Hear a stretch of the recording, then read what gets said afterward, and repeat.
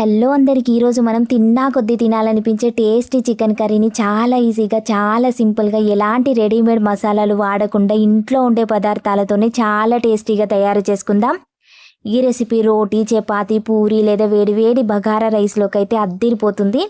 ఇంకా ఏమాత్రం ఆలస్యం చేయకుండా ప్రాసెస్ ఏంటో స్టార్ట్ చేద్దాం. ముందుగా నేను ఇక్కడ 1/2 కేజీ చికెన్ తీసుకుంటున్నాను. దీన్ని ఉప్పు వేసి శుభ్రంగా కడుక్కొని పక్కన పెట్టుకోండి. ఇప్పుడు ఈ చికెన్ కర్రీకి కావలసినవి ముందే కట్ చేసి పెట్టుకుంటున్నాను. ఒక 2 మీడియం సైజ్ ఆనియన్స్, ఒక 4 పచ్చిమిర్చి, ఒక చిన్న సైజ్ టొమాటో, కొంచెం పుదీనా, కొంచెం కొత్తిమీర సన్నగా కట్ చేసి పెట్టుకోండి. ఇప్పుడు ఒక కడాయిలోకి 3 టేబుల్ స్పూన్స్ నూనె వేసుకొని నూనె బాగా వేడయ్యాక ఒక 2 బిర్యానీ ఆకులు, లవంగాలు, యాలకులు, దాల్చిన చెక్క వేసి మంచి సువాసన వచ్చేంత వరకు వేయించండి.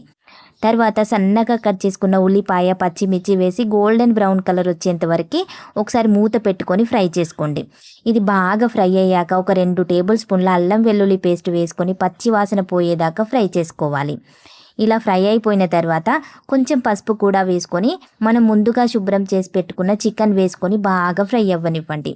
నేను ఈ చికెన్లో ఎలాంటి రెడీమేడ్ మసాలాలు కానీ, కాజు పేస్ట్ కానీ, కొబ్బరి పేస్ట్ కానీ ఏమీ వేయడం లేదు. ఇంట్లో ఎప్పుడు ఉండే కొన్ని ఇంగ్రీడియంట్స్తోనే చాలా సింపుల్గా కానీ చాలా చాలా టేస్టీగా ఉండే చికెన్ కర్రీ చేస్తున్నాను. మన ఛానల్లో ఇదే ఫస్ట్ చికెన్ కర్రీ రెసిపీ. అందుకే మొదట సింపుల్గా తర్వాత అన్ని రకాల స్పెషల్ చికెన్ రెసిపీస్ కూడా చేసి చూపిస్తూనే ఉంటాను. కానీ మీరు చేయాల్సింది కూడా ఒకటి ఉందండి. మన ఛానల్ని ఎవరైనా ఫస్ట్ టైం చూస్తున్నట్టయితే కనుక తప్పకుండా సబ్స్క్రైబ్ చేసుకోండి. ఇప్పుడు చికెన్ను మూత పెట్టుకొని ఒక 5 to 10 మినిట్స్ బాగా మగ్గనివ్వండి. ఇక్కడ చికెన్ బాగా ఫ్రై అయ్యి చికెన్ నుంచి వాటర్ అంతా ఎగిరిపోయింది. ఇప్పుడు ఇందులో కొద్దిగా కొత్తిమీర, పుదీనా వేసుకుంటున్నాను.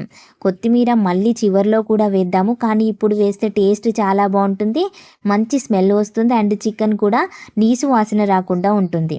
1 నిమిషం కలుపుకున్న తర్వాత ఇందులో మీరు టేస్ట్కి తగ్గ కారం వేసుకోండి. నేనైతే 3 టేబుల్ స్పూన్స్ వేసుకుంటున్నాను. కారం వేసేటప్పుడు మంటని సిమ్లో పెట్టుకొని వేసుకోండి. కారం అంతా కలిసే విధంగా కలుపుకొని మూత పెట్టుకొని ఒక 5 నిమిషాలు చికెన్ని బాగా మగ్గనివ్వండి. చికెన్ బాగా ఉడికిన తర్వాత చిన్నగా కట్ చేసుకున్న టొమాటో ముక్కలు వేసుకొని టొమాటో మగ్గి నూనె పైకి తేలేదాకా కూడా చికెన్ బాగా ఉడికించండి.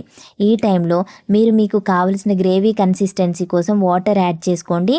ఇలా వాటర్ వేసుకున్న తర్వాత ఒకసారి కలుపుకొని ఉప్పు వేసుకొని మూత పెట్టుకొని ముక్క బాగా ఉడికి సాఫ్ట్గా అయ్యేదాకా ఉడికించండి.